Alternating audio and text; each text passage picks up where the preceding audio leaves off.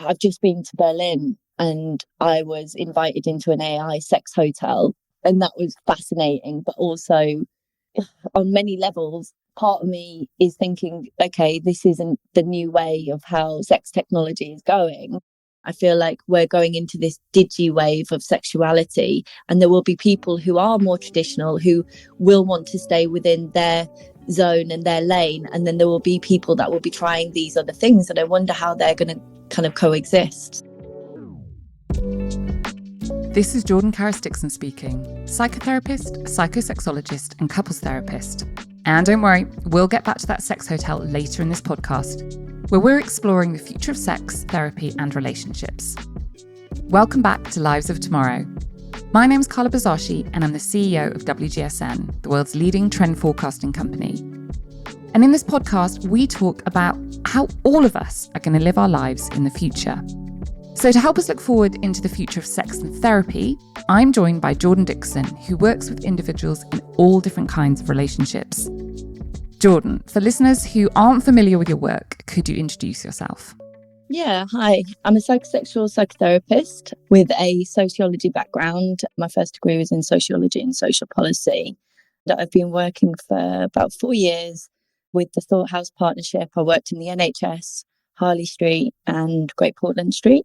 And now I work with Kate Moyle and her amazing team of really great clinicians. And I've worked in sexual compulsivity, and I have a practice in London and work from home.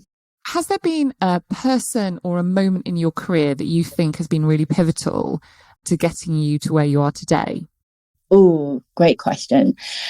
It takes a village to raise a relationship, and I don't think it's a particular person, because I've got a great therapist, I've got great mentors, I've got an amazing supervisor, and the other clinicians that I work with on the team are all integral to my becoming and for me to get better. So I wouldn't really want to pin it on a particular person, but I guess I'm really inspired by certain therapists. I went to go see Esther Perel speak about 5 years ago, and, you know, she was amazing, and her story really resonated with my own, actually. And that kind of helped me to realize I'm on the right path.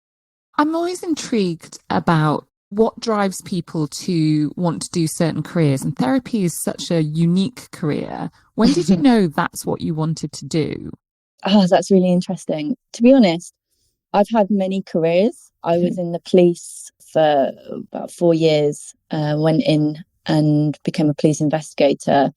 And I think I wanted to help people and I guess make a difference to people's lives. That was always something within me. And I wanted to alleviate struggle. And, you know, that was part of my sociology and social policy degree as well.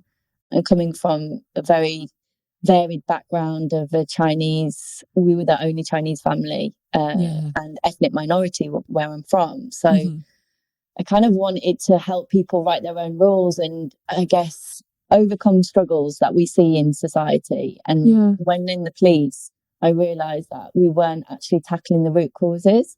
Then when I left, and there was a number of things that kind of happened within the institution, and then I left and went back into the hospitality industry and worked my way up and, you know, managed a Michelin star restaurant. Oh, wow, my goodness, this is quite a varied background. Oh, yeah, completely. But the senses and pleasure and food are interlinked with my work now, which is amazing. And there's a lot of curation that goes into an experience. And obviously, sexual experiencing is curated for us to feel relaxed and, you know, to enjoy our time. So there's a lot of transferable skills that I've learned in those careers. So you have made a career out of it. Can you give me a bit of an understanding of your field? Because I think people have heard of psychotherapists and they've heard of couples therapists, but what you do is sort of, I wasn't going to say more niche because I'm projecting my opinions of this, but it's very specific. Is that right? Explain a little bit more about exactly what it is that you're doing. Sexual therapy is various forms of talking therapy mixed with education.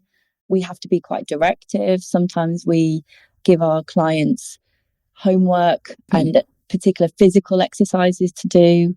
But one thing that we do, which many psychotherapists don't do, is we try to understand the unique lived experience around meanings of sex and relationships and what people have experienced, because a lot of people that come to me have been in therapy for 6 or 7 years and have never spoken about sex with their therapist. Whereas we believe that sex is an integral part of our being, and we want to understand what's going on for that person, what's their lived experience, what's their meanings around sex, and we might educate and help them come to their own decisions on what feels right for them. So it is different, and we blend the modalities of psychotherapy within that, and we look at relationships as well. And we do work with couples, and we work with diverse forms of relationships. Okay, I'm going to ask you a question which I think probably quite a few people ask you, but I'm going to ask it anyway. Do you ever get couples coming to you and you think that the best thing for them would be to go their separate ways? Or do you think every relationship is salvageable? No. And, you know, sometimes I've been there where I've had to say, look, it's time to part. But that comes with time, and it's very difficult to see that in the first few sessions. So what we do is we work together and we look at what's coming up, and if there's any resistance and why there's resistance, we talk about it. But therapy isn't about keeping people together. Sometimes people come to therapy to break up in a really respectful way.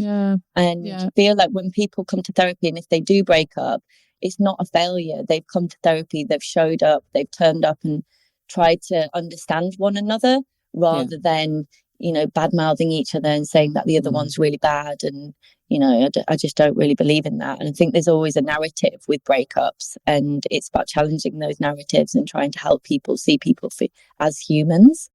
I'm interested in sort of how individuals and couples are evolving in this world at the moment. So we have talked a bit about globalization, connection, disconnection, but are there any particular kind of themes that you feel are coming out more as a consequence, maybe of a post-pandemic world, maybe as we're in recession in many different countries?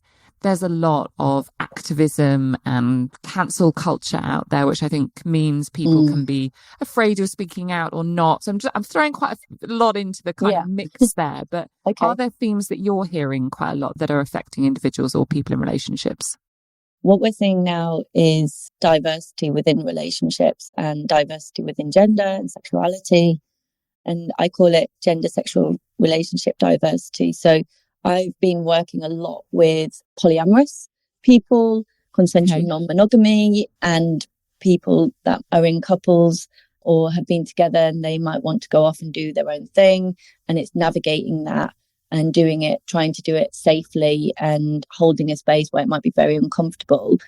So noticing many diverse forms of how to do relationships. So that's interesting, because I think now we've been given lots of choices and people are saying, oh, well, this is a new thing and this could be great for our relationship, but it does bring up some struggles for many people. So it's great to have a therapist working with them to help them see that it's not easy as well. There isn't a perfect way to do it, and there isn't a script on how to do it, and what works for one person might not work for that particular relationship. So I guess it's working out what's right for them. What is the advice that you give to people coming where maybe one party wants to explore a new way of moving that relationship on, or new sexual partners?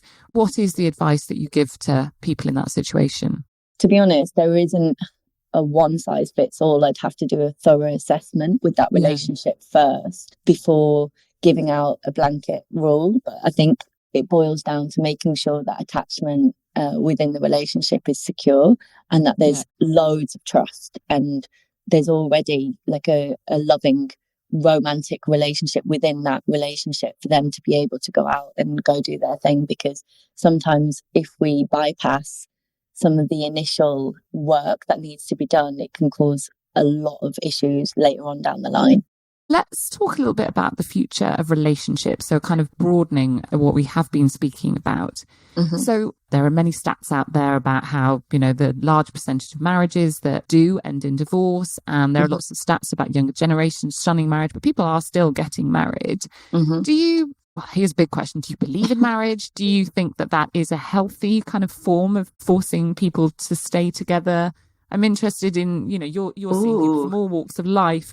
We often hear parents say when they come and they're in therapy, we want to stay together for the kids, but kids are not stupid. And when people are staying together because of the shame of like potential divorce, and they're trying to, I guess, maybe fulfill their duties of marriage, but they're miserable, that can have an impact on that child's life, and they're not living truthfully. Like it's a case by case thing, isn't it? It depends on the intention of why we get married in the first place.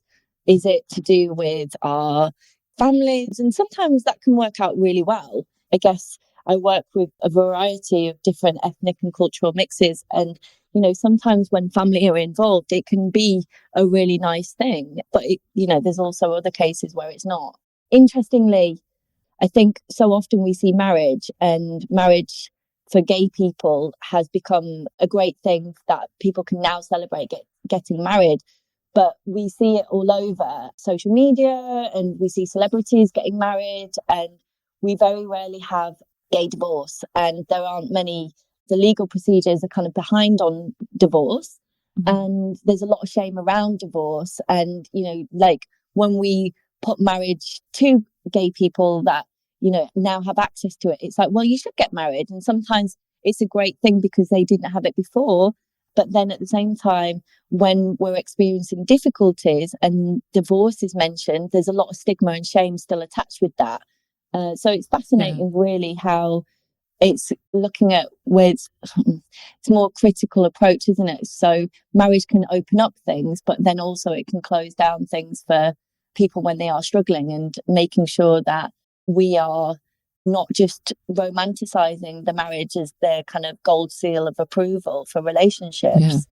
Okay, I'm going to change tack a little bit here, and we're going to talk a little bit more about you. Okay. And we're going to come back to the topic in hand, and maybe some of these are not going to be quite as serious as some of the other topics that we've been talking about. Okay. So let's start with, when and how do you prioritize yourself?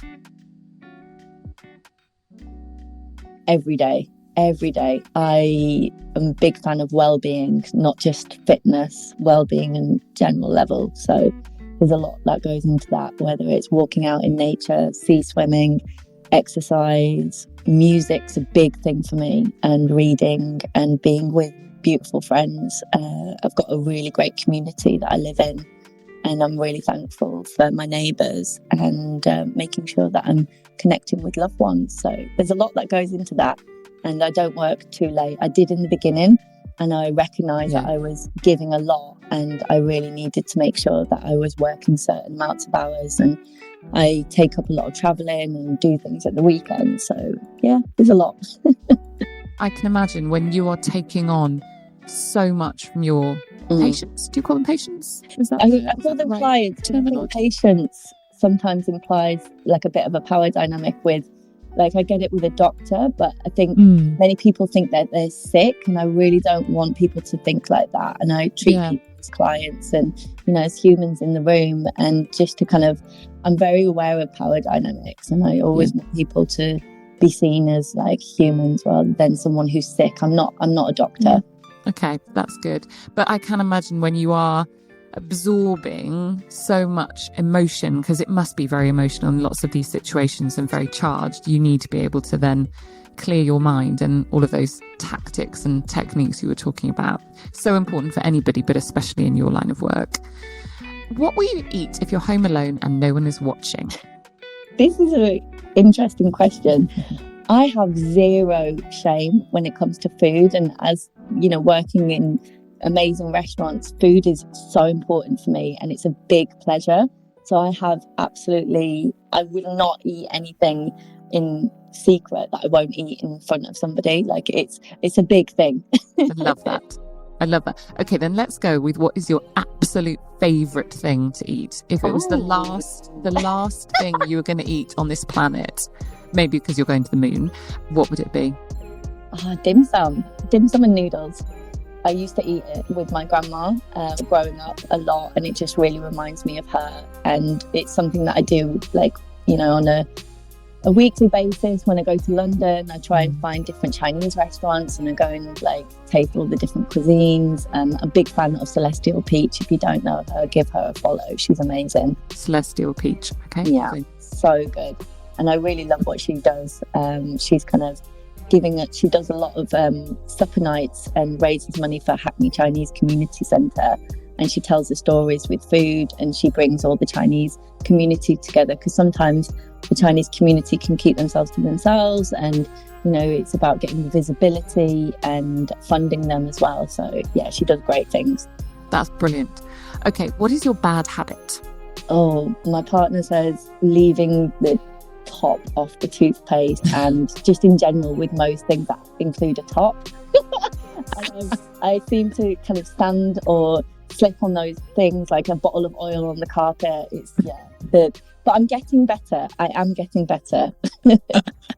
We had a lot of people at our house this weekend. There was a family celebration, and someone who knew my brother, who lives in a different country, came into my house and said, "Oh my goodness, you are totally different to your brother. It's such a mess at his, and it's so tidy here." And I was like, yeah, no, that's the influence of my husband. My family was messy. I have been well trained. Oh, I love that. You've talked about the diversity that you're seeing in terms of the makeup of, and I'm still using the word couples, but I'm sure you see larger groups than that as well, especially when people are thinking about exploring different forms of relationship. Are there, traditional male-female relationship that also is evolving massively? Do you see a future where that is a minority situation? I think it's great that we're opening up the doors in some respects, but then, I've just been to Berlin, and I was invited into an AI sex hotel, and that was fascinating. But also, on many levels, part of me is thinking, okay, this isn't the new way of how sex technology is going. But then will this move us away from relating to humans? How far do we want to go? And then I think the pendulum swings from one side to another so often. And we're seeing it in sex therapy. We've had female sexuality repressed, and then now we've got this big movement of masturbation's everything, and that we need to masturbate 5 times a day and have casual free sex, and that's great. But then I've got lots of young clients worrying that they're not masturbating enough, that they're struggling with informing kind of respect in casual sex. So I feel like when it comes to how we do relationships, I think we might go so far, and then I guess things usually kilter to the middle. And I think it is, whilst we're opening up a lot of things, it can still become quite stressful. Yeah. And I think some structure is important for us to have, like a sense of intention, why we're going towards certain relationships, because I think liberation, I mean, sex is transformative, and this is my job. I want to help people, I guess, find their own freedom, but that might not be the exact same freedom as what some sex educator or even a sex therapist, like sex therapists, we're all not trained the same. And what we see on social media is very conflicting. So I even say to clients, question everything, question me. Yeah. If it's not working for you, that's your truth, know thyself. And I don't think there is a superior form of relationship, but I think having a sense of centeredness and structure and a sense of belonging and a sense of respect for one's own body and how to use it, that's really important for that individual, because while some people might think it's liberating, it's not for others. And some people's voices get louder, and then that silences others as well. And with cancel culture and everything else in between, it's very difficult for certain therapists to speak out, So it's a really interesting time that we're in. Tell me a little bit more about the Sex AI Hotel in Berlin. Because I haven't heard those words put together before, and I work in trend forecasting, so I now need to know more. Yeah, so I have some connections in Berlin. I was invited to this new brothel called Kakashi, and it was basically, it's the guy called Philippe. He's amazing. His mind is incredible. He's definitely a past gamer, and he's set up this brothel where you can meet one of the dolls that's got a personality, and they've got some VR design. And yeah, it was very interesting, that whole experience. I'd been at a spa all day, a Balinese spa, and I was feeling very zen. And then I ended up going into this kind of red light lit brothel, and then seeing all the dolls. And yeah, basically I was there live time when there was I wasn't in the room, obviously, but yeah, there was something, there was an experience happening for one person. And then, I got to see the doll after, and it was fascinating. But I think part of me was intrigued. Part of me was still, I think I had a lot of emotions around it, actually, and I had to take a few days to reflect on them, because I think it could offer, actually, I think we're scratching the surface. It is entertainment, and it's sold as entertainment. So I spoke to Philippe, who set it up, and he said, it is a form of entertainment. It's not about falling in love with a doll, but these dolls are very cleverly made, and they have personalities, and the client can speak to them by WhatsApp or voice note and have an experience with them. But I think when I spoke to Philippe, he was very boundaried, and he said, we make sure the clients know that that doll is never going to fall in love with them. But I asked the questions, how far is going too far? And, is this kind of stopping humans who could connect with another human because they've got this outlet that they might never? So we had these conversations, and I found him really interesting. But then part of me felt like it wasn't really going to the root cause of people's isolation. And I keep on saying about the village. And I think all of the resources that it takes to make one of those dolls and make the VR headset and those images, those resources could be put into different things. But this is, again, I feel like we're going into this digi wave of sexuality, and there will be people who are more traditional who will want to stay within their zone and their lane, and then there will be people that will be trying these other things, and I wonder how they're going to kind of coexist. I mean, the ability to explore in a safe environment, you can definitely see the positive side of that. So you use the term digisexuality, and again, I mean, this is clearly not my area of expertise at all, but there are clearly pros to that, and there are cons as well.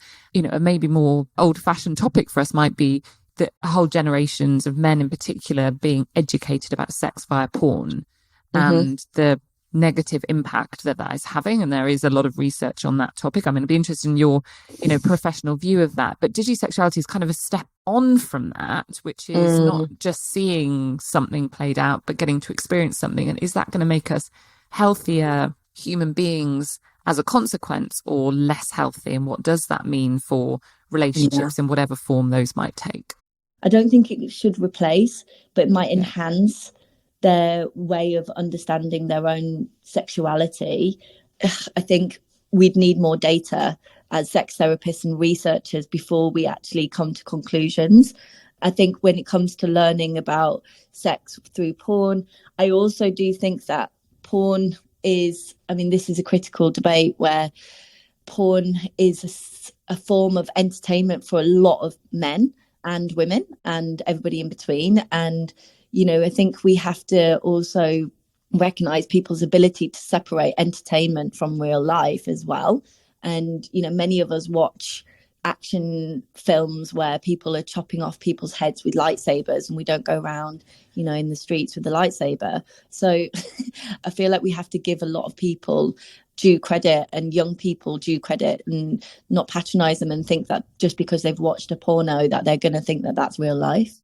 Again, you're a very positive person, and I love that positive take on it. And you are right. There is, the discourse is that it's negative, and clearly there are positives in there. And if it is educating people, or yes, it's just seen as entertainment, then but I'm not pro, and I'm not kind of, I think we have to look at what's coming up for that person in their individual life. And I think there are many cases where people have used porn compulsively, and it impacts the way that they relate to people. There definitely is stuff out there that isn't great. But then at the same time, for many people who didn't have sex education around how to have gay sex, for example, porn is a great way for us to understand maybe things that we didn't get to learn. So again, it's a very nuanced, critical debate. For anyone who's listening who maybe identifies with some of the topics that we've spoken about, what's your advice in terms of seeking out people like you? What should they be searching, and why should they be coming to someone with your area of expertise versus a more traditional couples counsellor or something like that?